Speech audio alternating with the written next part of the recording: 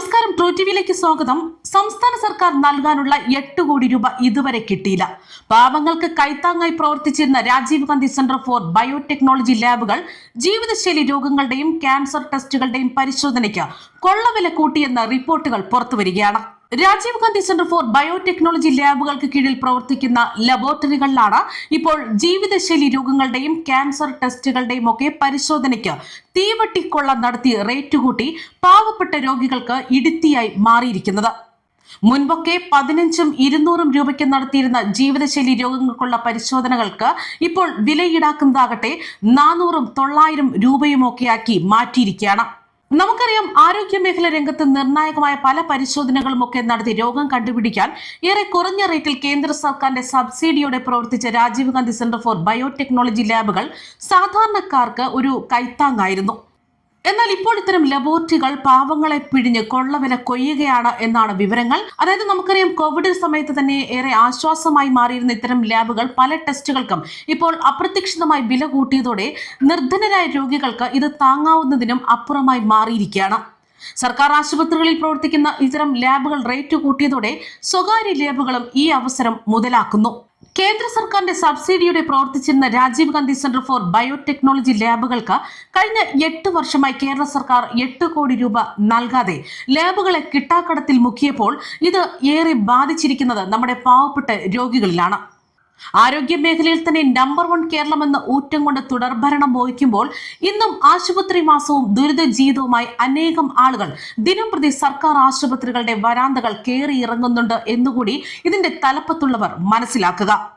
ഇതുമാത്രമല്ല, സാധാരണക്കാരുടെ ആശ്രയ കേന്ദ്രങ്ങളാണ് സർക്കാർ ആശുപത്രികളെങ്കിലും കേരളത്തിലെ പാവപ്പെട്ടവർ ആശ്രയിക്കുന്ന സർക്കാർ ആശുപത്രികൾ ഇന്ന് വലിയ പ്രശ്നങ്ങൾ തന്നെ നേരിടുന്നു എന്നും മന്ത്രിമാർക്ക് പോലും അത് പറഞ്ഞാൽ മനസ്സിലാകില്ല എന്നും പറഞ്ഞുകൊണ്ട് ഇക്കഴിഞ്ഞ കുറച്ച് നാളുകൾക്ക് മുമ്പ് തിരുവനന്തപുരം മെഡിക്കൽ കോളേജിലെ ഡോക്ടർ SS ലാൽ എഴുതിയ ഒരു കുറിപ്പും സോഷ്യൽ മീഡിയയിലധികം ഏറെ ചർച്ചയായിരുന്നു. അന്ന് ഈ വിഷയത്തെക്കുറിച്ച് അദ്ദേഹം പറഞ്ഞത് ഇങ്ങനെയാണ്: നമ്മുടെ കേരളത്തിലെ പാവപ്പെട്ടവർ ആശ്രയിക്കുന്ന സർക്കാർ ആശുപത്രികൾ വലിയ പ്രശ്നങ്ങൾ അനുഭവിക്കുകയാണ്. മന്ത്രിമാർക്ക് അത് പറഞ്ഞാൽ മനസ്സിലാകില്ല.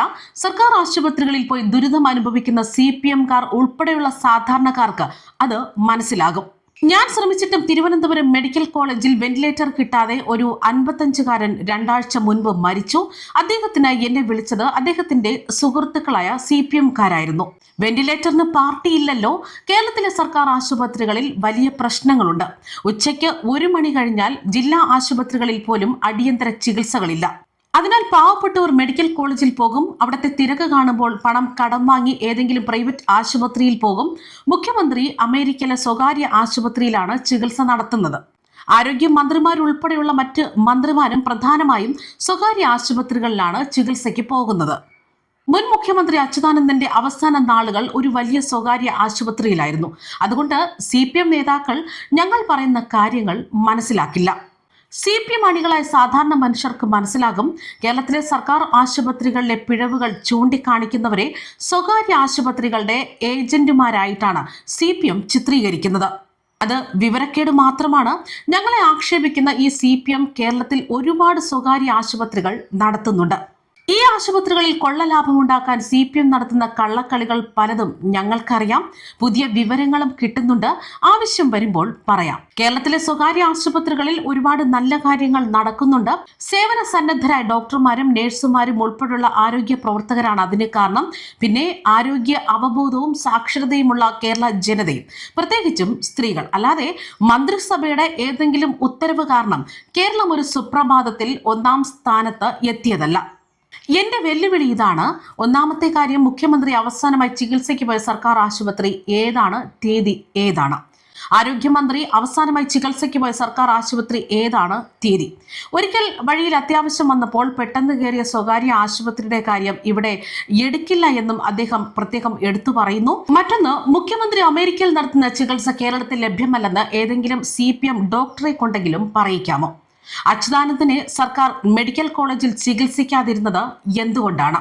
തൽക്കാലം ഇതു മതിയെന്നും ഇതിന് CPM ഉത്തരം നൽകുകയാണെങ്കിൽ അതിനുശേഷം CPM നടത്തുന്ന ആശുപത്രികളിലെ കൊള്ളകളുടെ കഥ പറയാമെന്നും CPMന്റെ പ്രൈവറ്റ് ആശുപത്രികൾ വളർത്താൻ മറ്റ് ആശുപത്രികൾ എങ്ങനെ തകർക്കുന്നുണ്ട് എന്നുമായിരുന്നു ഡോക്ടർ SS ലാൽ സോഷ്യൽ മീഡിയയിലൂടെ വ്യക്തമാക്കിയത്.